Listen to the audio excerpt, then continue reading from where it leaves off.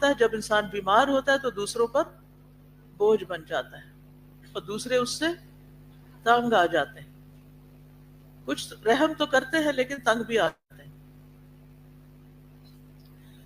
لہٰذا یہ بہت ضروری ہے کہ ہم صحت کا خیال بھی رکھیں، اور اگر کسی طرح کی کوئی بیماری آ جائے تو پھر اس کا علاج بھی کریں.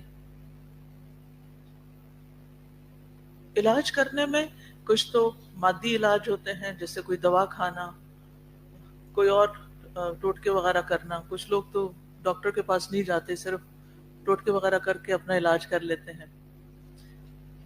لیکن یہ طریقہ علاج کافی نہیں. مومن اپنی بیماریوں میں دعا سے کام لیتا ہے، دعا سے فائدہ اٹھاتا ہے. اور شفا اور دعا کا آپس میں گہرا روحانی تعلق ہے.